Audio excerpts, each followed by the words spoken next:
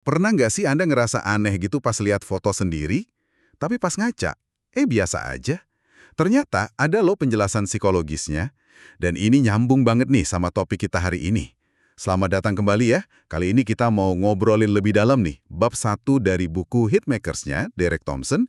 Kita bakal fokus ke satu ide utama di bab ini, yaitu kekuatan paparan atau the power of exposure. Iya, betul. Kita bakal coba kupas nih gimana sih hal-hal yang sering banget Anda lihat atau denger ya. Mulai dari lagu, mungkin wajah orang, ide, desain, bahkan figur publik kayak Donald Trump yang sering banget muncul di berita gitu. Gimana itu semua secara halus, kadang tanpa kita sadar, ikut ngebentuk apa yang kita suka. Jadi kayak ngebongkar sisi psikologis di balik kenapa sesuatu bisa populer atau terasa klik aja gitu buat kita. Tokoh kayak Trump tadi, sampai pengalaman kita sehari-hari ya. Misi kita pokoknya ngebongkar sains di balik rasa suka dan popularitas ini, berdasarkan sumber yang ada. Oke deh, kita mulai aja pembahasannya. Nah, kita mulai dari dasarnya dulu nih. Efek paparan semata, atau mere exposure effect. Ini intinya apa sih? Intinya tuh simpel sebenarnya. Kita, manusia, cenderung lebih suka sama hal-hal yang udah familiar buat kita. Ini udah dibuktiin berulang kali loh dalam ratusan studi sama psikolog kayak Robert Zion gitu. Makin sering kita terpapar sesuatu, entah itu bentuk aneh, pemandangan, lagu, bahkan suara orang, makin besar kemungkinan kita jadi suka. Ini salah satu prinsip paling dasar lah buat ngertiin preferensi. Oh, kayak contoh cermin tadi ya. Kita kan lebih suka pantulan muka kita di cermin daripada di foto. Sumber ini bilang bukan karena cermin lebih bagus, tapi karena versi cermin itu yang paling sering kita lihat. Familiar gitu jadinya. Persis. Dan ada dugaan penjelasan evolusionernya juga. Katanya, di zaman dulu nih, kalau nenek moyang kita ngenalin tumbuhan atau hewan, artinya kan, ya, itu belum ngebunuh mereka, gitu. Jadi familiaritas itu rasanya lebih aman. Mungkin udah kayak tertanam aja gitu di insting kita buat nyaman sama yang udah dikenal. Sesuatu yang familiar kan rasanya nggak ngancam. Paling nggak saat itu. Menarik, menarik. Tapi apa ini artinya selera kita nggak berkembang dong? Kan kita nggak selalu suka hal yang sama terus. Ya berkembang dong, tentu aja. Paparan sepanjang hidup kita itu yang ngebentuk selera kita jadi unik. Contoh bagus di buku ini tuh soal preferensi lanskap atau pemandangan. Ada studi nunjukin kalau anak-anak di seluruh dunia itu cenderung suka pemandangan tipe sabana Afrika Timur. Mungkin karena itu rumah leluhur kita, Homo sapiens. Dennis Datu nyebutnya selera lanskap Pleistocene. Wah, jadi ada kayak semacam preferensi bawaan gitu ya awalnya, tapi bisa berubah seiring waktu. Betul banget. Tapi kan selera landscape orang dewasa jadi macam-macam banget. Ada yang suka gunung tinggi, danau tenang pas senja, atau gurun pasir yang luas. Kenapa? Ya karena paparan berulang lewat film, kalender, foto, pemandangan asli, itu semua ngebentuk selera unik kita. Pengalaman kita terus-menerus kayak ngekalibrasi apa yang kita anggap indah. Seperti kata penulisnya, kita mungkin lahir dengan preferensi rata-rata, tapi pas meninggal selera kita udah unik banget hasil dari paparan seumur hidup itu. Oke. Jadi familiaritas itu bikin nyaman. Nah ini kayaknya nyambung ke konsep kefasihan ya, atau fluensi. Kemudahan otak kita buat memproses sesuatu. Dijelasin di sumber ini, makin gampang kita mikirin atau proses sesuatu, makin kita cenderung suka. Ada efek less is more gitu ya. Kalau nggak perlu mikir keras, malah jadi lebih suka. Contohnya unik tuh. Orang bisa jadi ngerit kualitas baik PM Tony Blair atau bahkan pasangan mereka sendiri jadi lebih rendah kalau diminta nyebutin terlalu banyak contoh kualitas baik. Kenapa coba? Iya, karena usaha ekstra buat nginget-nginget contoh tambahan itu jadi terasa susah atau istilahnya disfluent. Nah, kesulitan memproses atau disfluensi ini sering kita artikan sebagai sinyal negatif gitu. Kita cenderung kayak mindahin rasa nggak nyaman pas mikir itu ke objek yang lagi dipikirin. Makanya secara umum kita nyari fluency. Kita cenderung dengerin musik yang mirip, nonton film yang plotnya udah ketebak, bahkan mungkin ngehindarin argumen politik rumit dari lawan karena rasanya sulit aja diproses. Nah, tapi ini dia nih bagian yang seru banget. Ternyata kesulitan nggak selalu jelek. Ada yang namanya momen aha estetis. Ini pas sesuatu yang awalnya susah atau bikin bingung, disfluen, tiba-tiba jadi bisa kita pahami, fluen. Perasaan lega sama pemahaman yang datang mendadak, itu ternyata rasanya, wah, memuaskan banget ya. Benar banget. Coba bayangin deh sensasinya pas berhasil mecahin teka-teki silang yang susah atau pas tiba-tiba ngeh sama makna lukisan abstrak setelah dapat sedikit petunjuk.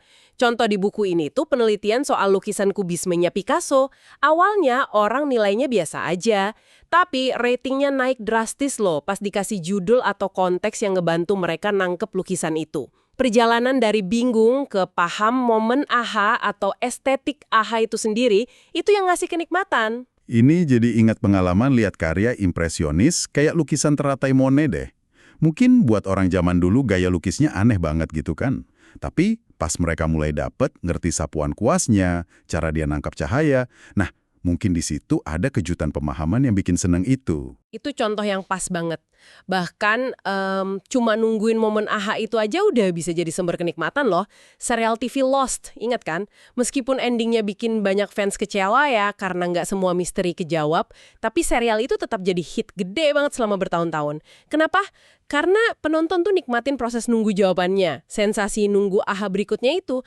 Game kayak Tetris yang super populer itu juga dibangun di atas ritme ini. Antisipasi, baloknya turun, terus penyelesaian, pas baloknya masuk. Itu memuaskan banget kan rasanya? Nah, ini ngebawa kita ke ide kunci berikutnya nih. Prinsip Maya, most advanced yet acceptable. Atau kalau diartiin, paling maju tapi masih bisa diterima. Ini kayaknya nangkap dilema kita sebagai konsumen ya. Kita tuh punya neofilia, tertarik sama yang baru, tapi juga punya neofobia, takut sama sesuatu yang terlalu baru. Jadi serba salah gitu ya.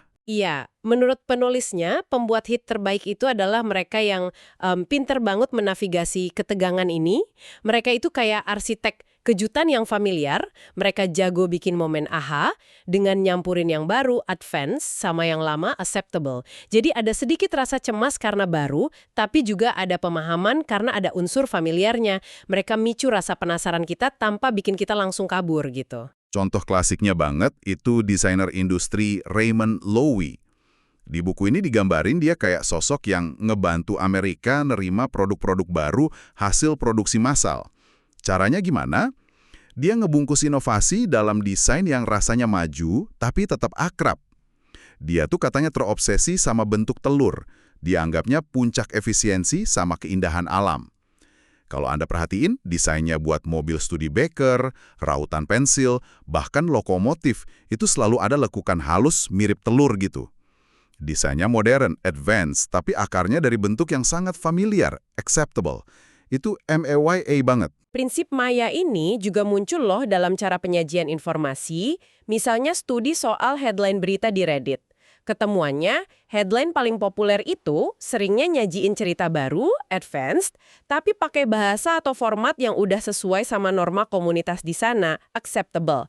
Jadi headline yang bagus itu kayak ngejanjiin pemahaman baru, tapi dalam topik yang kira-kira bisa diterima sama audiensnya. Maya dalam bentuk berita, gitu. Oke. Nah, sekarang kita bahas elemen krusial lain nih dari bab ini. Kekuatan pengulangan, the power of repetition. Seberapa penting sih pengulangan ini buat bikin kita suka sesuatu? Wah, ini fundamental banget, apalagi di musik.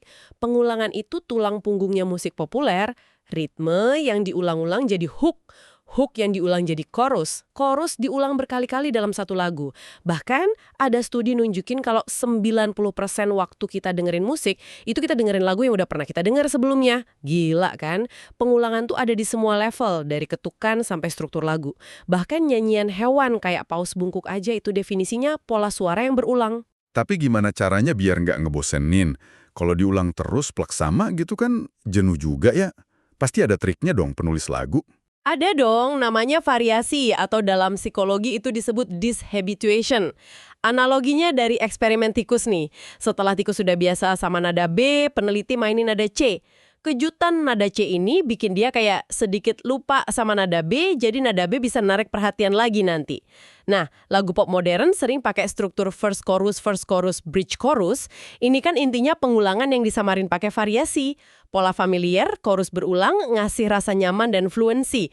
Tapi diselingi bagian baru, first, bridge, biar nggak monoton. Kita jadi nikmatin antisipasi pola yang udah kita harapkan itu.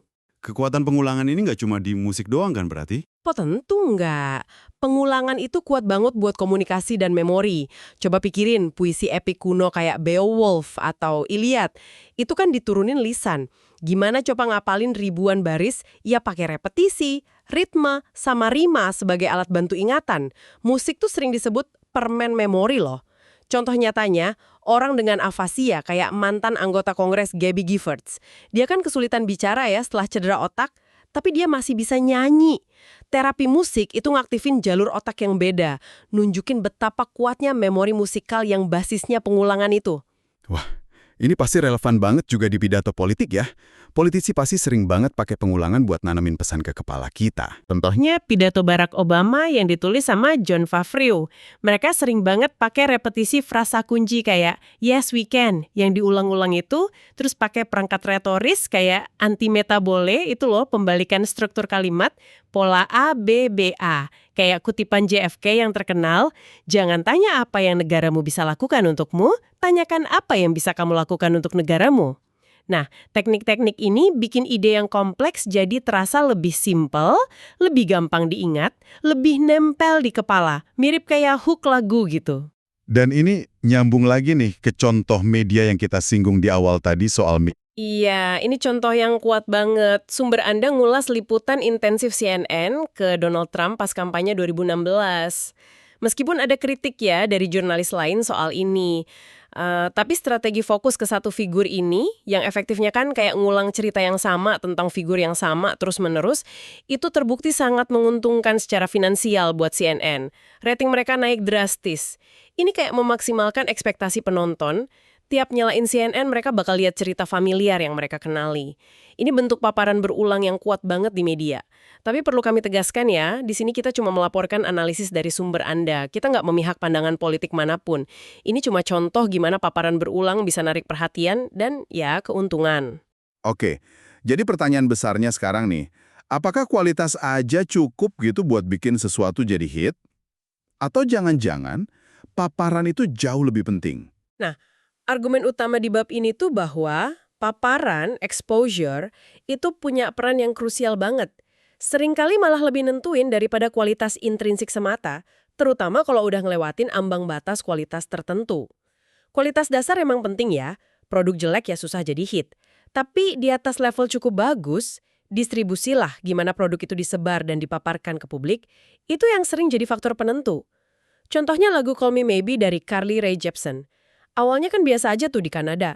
Nasibnya berubah total pas Justin Bieber muji lagunya di Twitter ke jutaan followersnya, terus bikin video parodi yang viral.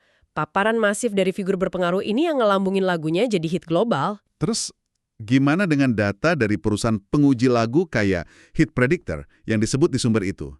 Apa itu mendukung argumen ini juga? Iya, temuannya mendukung banget. Perusahaan ini kan nguji catchiness atau daya tarik lagu ke ribuan pendengar sebelum dirilis luas.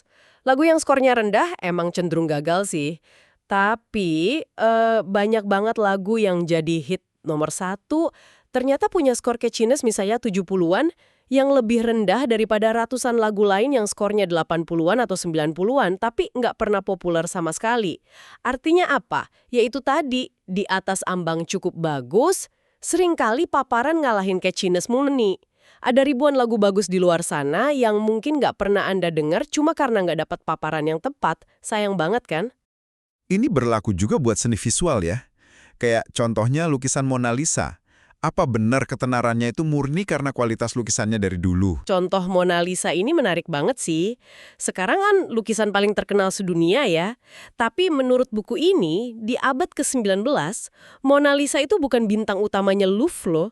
Nilainya masih di bawah karya Titian atau Raphael.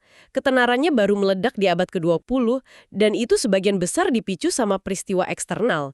Pencurian tahun 1911 yang bikin dia jadi berita utama global, liputan media yang masif banget, terus reproduksi gambarnya ada di mana-mana. Jadi ketenarannya sekarang itu bukan melulu soal kualitas intrinsik awal, tapi juga hasil dari paparan besar-besaran yang didorong sama kejadian-kejadian itu. Paparan itu ngubah statusnya secara dramatis. Jadi kesimpulan dari bab ini cukup ngebuka mata ya. Apa yang kita suka itu seringkali dibentuk sama kekuatan paparan berulang. Familiaritas itu ngelahirin kesukaan. Produk atau karya yang paling sukses itu seringkali bisa nyimbangin antara hal baru yang bikin penasaran sama hal lama yang bikin nyaman. Itu tadi prinsip Maya. Terus, pengulangan itu alat yang dahsyat banget buat bikin sesuatu gampang diproses, gampang diingat, dan akhirnya disukai. Entah itu di musik, pidato, atau media. Dan mungkin yang paling penting, seringkali jangkauan atau paparan, distribusi, itu yang lebih nentuin kesuksesan daripada kualitas intrinsik doang. Asal kualitas dasarnya udah oke lah ya. Nah, sekarang jadi pertanyaan reflektif nih buat Anda. Setelah ngerti soal kekuatan paparan ini, gimana ya ini bisa ngaruh ke cara Anda ngelihat pilihan-pilihan Anda sehari-hari? Coba deh pikirin, musik di playlist Anda yang diulang-ulang terus, merek yang Anda percaya, berita yang Anda anggap penting, atau bahkan mungkin figur publik yang Anda ikuti. Seberapa besar sih peran paparan-paparan yang terus-menerus Anda lihat dan dengar dalam ngebentuk preferensi Anda itu? Mungkin lebih besar dari yang Anda sadari selama ini. Iya bener banget. Dan sebagai penutup nih, ada satu pemikiran tambahan buat direnungkan, yang juga disinggung di sumber ini. Soal adanya bias bawah sadar, atau unconscious bias. Ini tuh bias yang kerjanya otomatis, sering tanpa kita sadari, dan bisa ditanamkan atau diperkuat lewat paparan media yang berulang-ulang. Contohnya, ada penelitian dari Gina Davis Institute yang nunjukin gimana penggambaran gender yang stereotip di film anak-anak itu bisa secara halus ngajarin generasi muda soal peran gender yang normal itu kayak gimana. Pertanyaannya jadi, sejauh mana ya paparan media yang konstan ini ngebentuk bias-bias tersembunyi dalam diri kita masing-masing? Dan gimana caranya kita bisa jadi konsumen informasi yang lebih kritis dan sadar terhadap apa yang kita serap setiap hari? Sesuatu buat dipikirin lebih lanjut deh. Sampai jumpa di pembahasan kita berikutnya ya.